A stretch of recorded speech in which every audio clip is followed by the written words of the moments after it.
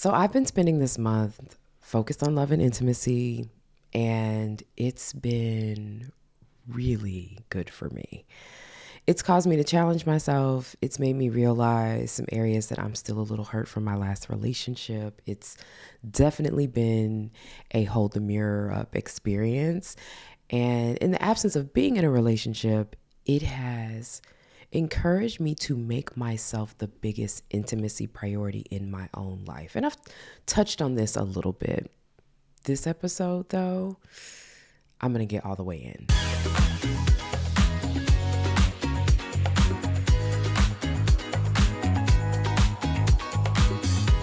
Welcome back to the Humaning Well podcast. This is episode 4 of the February Love and Intimacy capsule series. I'm your host, Amber Cabral. And let's just get right into it. Now, I will admit that I have been in practice on some of this stuff. I've been paying attention to myself. I've been trying to prioritize my well-being. It is the reason why we even have a Humaning Well podcast, because I was not humaning well. I was running myself into the ground, trying to hit and achieve any and everything for everyone that I felt like I was supposed to show up for, and was not doing enough for me. And I noticed that that's a lot of people. Like, a lot of us have been living like that.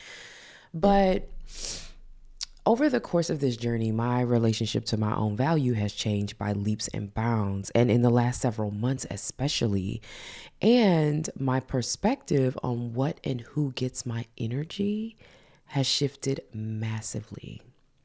And it's because I can no longer center just romantic partnership as like my North Star. And I think a lot of us do that because we've been told the story. You know, you get a job, maybe you went and got educated, you meet a person, you fall in love, you build a life together. That person adores you, you adore them. Sure, there are going to be ups and downs, but this is the culmination. We've got, literal stories on top of stories. There are books written about this every day.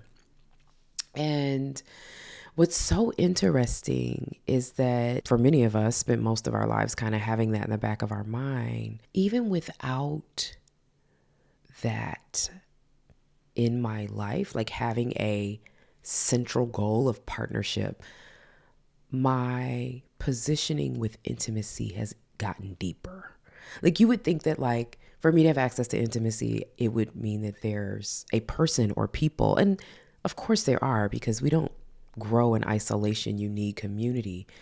But my intimacy has gotten deeper in the absence of being partnered, which is not, I think, kind of intuitive. It's not what you think would happen. So forgive my sniffles and my raspy voice, because the flu kicked my tail last week and I am still bouncing back. And I'm going to try to talk about what is happening to me in this episode and share why I think it's amazing and why I think, now all of us should truly consider falling in love with ourselves over everything. So yesterday was Valentine's Day. I record these a little bit ahead, but it's also a really good friend's birthday. And so he and I made plans to hang out for his birthday. We went to go see Alvin Ailey, and then we had dinner back at my house as we talked about life, because I stay close enough to where Alvin Ailey is in Atlanta. So we just were like, okay, well, we'll just hang out at the house and then walk over to the theater and then come back and hang out. Anyway, at some point in the conversation, he shares, I think I'm going to take a break from dating.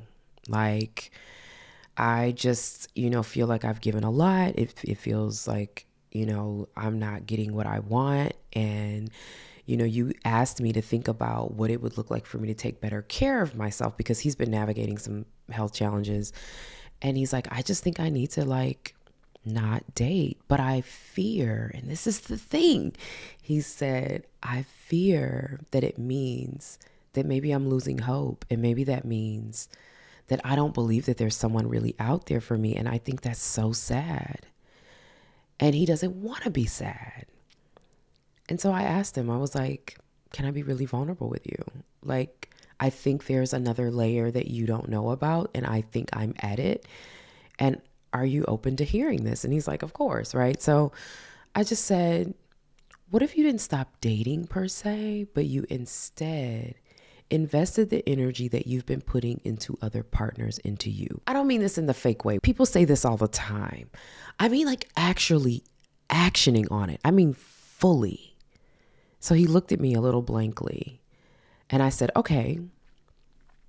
And I added, how often have you had the energy, bandwidth, and stamina to do for someone you were maybe not even dating, but just cared about? But then when it came time for you to have that same level of energy for you, you run low. You shortchange yourself. You cut it just a little bit. You don't have the same oomph. He looked at me. Boom, that did it. He got it. There are things that we will do for love before we even know who the person is. We feel a little flutter and we are a flutter, okay? We rehearse for a relationship that doesn't even exist yet. We practice in being a good cook and a considerate lover and a thoughtful, supportive, whatever it is, right? For that person. We discipline ourselves in our minds, in our way of being for someone hypothetical. They're not even here yet.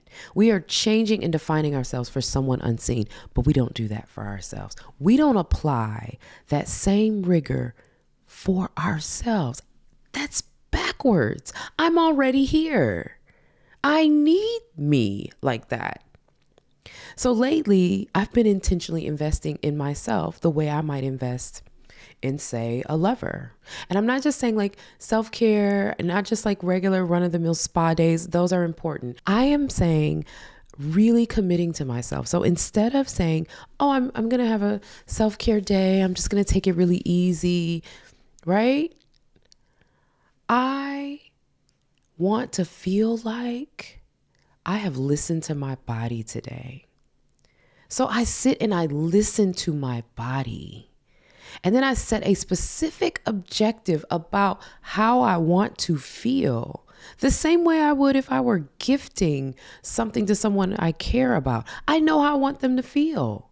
I build an experience. I give them a gift to that measure. That is the way that I've been investing in myself. I want to listen to my body today. I want to have recognition of where I maybe have pain that I've been ignoring, or I've been holding my posture in a way that isn't good for me. I want to attend to that. I want to put that into practice in terms of how I treat me. That is not the same as a lounge around, I'm going to go get a massage kind of day. So for my friend that I was talking about, I wanted him to feel love for his birthday. I wanted him to feel seen for his birthday. So I made intentional choices. I know he loves a whole fish. Went and got 2 whole fish, okay? We made whole fish because we like to sit and pick and eat with our hands and have our little veggies on the side and chit chat over the meal. We like that. I know he loves that, okay? I intentionally was like, hey, he mentioned he wanted to go to Ailey. I got that. We're going to go see Alvin Ailey on his birthday. I want to give him access to that. I want him to have the feeling of that. I was intentional. My self-care days now have intention. It's changing my life. Most importantly, it's changing who I am to myself. In the past, there are things I would endure for love. There were ways I would be uncomfortable, things I would wake up early for, ways I would lose sleep over, things I would work out, physically work out, because of something that I felt like mattered to my partner, that it wasn't even on my radar, but I just know that this means that they'll love me more. Things I would discipline myself for, things I would tolerate, but I wouldn't do the same thing for me. And that realization was embarrassing. We treat ourselves like an afterthought project, and then we treat our romantic interest, or sometimes even just the possibility of a romantic interest, as the main event. We will audition for someone who does not exist. We will reorganize our lives. We will improve our bodies. We will upgrade our homes. We will soften our edges. We will expand our capacity. We will push our endurance for someone we haven't even met, to be ready for a person that we have made up in our minds. But when it comes to loving ourselves through simple discomfort, we stall. In fact, we will avoid entire parts of ourselves, whole insecurities that make us show up differently for ourselves. We will build a picture perfect fortress around that thing rather than look at it, rather than face whatever that insecurity is and actually work on it. I have seen myself do this. I have seen myself shrink in embarrassment about something about myself. And rather than work on it, I would cover it up. I would position myself in such a way that it was difficult for someone to see. On this journey, I have realized that I did that with my ex. My biggest insecurity, I suppressed it. I hid it. I hid it behind being good at so many things. I can remember saying to him in our relationship, look, I love you and I don't want anything from you. I just want you to love me back. And I realize now that what I was also saying was, love me through this insecurity. Love me through this unexamined part of myself. Love me through something I am avoiding about me. I wanted him, a person, by the way, who is not put together well himself, to love me through something I wasn't even willing to love myself through. That's unrealistic. It's unfair. And it puts someone else in charge of your well-being and of healing something that totally belongs to you. Let alone them not being equipped for that, right? And in my case, what did he do instead? He exploited that thing. He used it to make me feel even more insecure. And I don't even think he meant it or knew it, right? But we don't set an end goal for loving ourselves. We don't define what that needs to feel like. With a partner, we project an expectation. We imagine milestones and outcomes. We imagine who we will become in partnership with that person. But with ourselves, no objective, no real accountability. It feels aimless. It feels boring. It feels optional. And so one of the things that I said to my friend is that I think we need to accept that loving ourselves the way that we should do it means that we have to get past the idea that loving someone outside of ourselves is the right way to do it. That we have been conditioned to look for love outside of ourselves and be willing to practice and work for that and not do that for ourselves. We practice loving someone else even before they exist in our life. And he was like, it's more than practice. It's rehearsal. Because practice you can do casually, right? Rehearsals you prepare for. You decide what you want to deliver and you aim for that. Rehearsal isn't casual. You put the real clothes on. You mark the lines. You try to hit the notes. It has intention. It has expectation. It does have grace for mistakes, but the expectation is that you will evaluate those mistakes and you will adjust your level of accountability to address them. What does it look like for you to rehearse loving yourself? Not affirmations, not overindulgence. Rehearsing discipline for you. Rehearsing pleasure for you.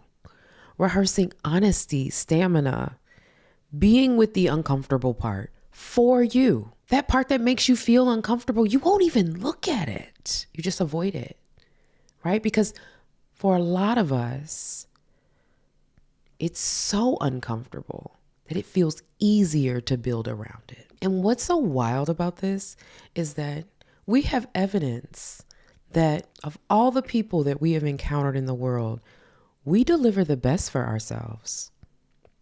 I know I can deliver. I can rely on me. If I put effort into something, I get results every time. Everything I put my hands on that I try to do, there's something great about it. And even if it's not perfect, I learned something, I get something out of it. I have evidence.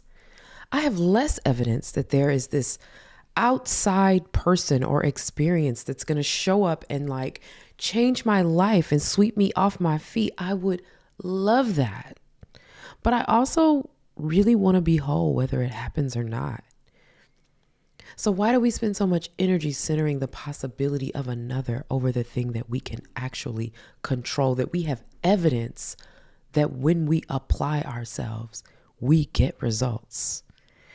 I hope that in listening to this, you don't hear this as like anti-love or anti-partnership or anti-relationship or anti-whatever. It's what would happen if I gave myself the same commitment that I've given those things, the same endurance, the same intentionality, the same rehearsal that I give to the idea of being loved through my messiness and insecurity. What if I love me through my messiness and insecurity? What does it look like for me to be deeply acquainted with my mind, my body, my world, my experiences, my relationships, my value, the things that make me feel nervous being watched? What would that look like? What if I rehearsed over that? Maybe the goal isn't to stop dating or stop wanting love. Maybe the goal is to become someone that is so well loved, all of me, that if an outside love arrives, it's additive. It's not rescuing or measuring or outside affirmation. And if by chance there isn't something that arrives, I still know that I'm not unfinished. So that's this week's episode, the end of our February love and intimacy capsule. I hope you've enjoyed these episodes. If you do, please share. It matters so much to this podcast, especially if you are an audio listener. YouTube folks, y'all got it down. Y'all be passing it around. But if you're an audio listener, please also, share the episodes, rate the episodes. And if you ever want to, share your thoughts or ideas with me, you can always go to humaningwellpodcast.com and figure out how to click a button and get a hold of me. And I'd love to hear from you. So I will otherwise see you on the podcast next week.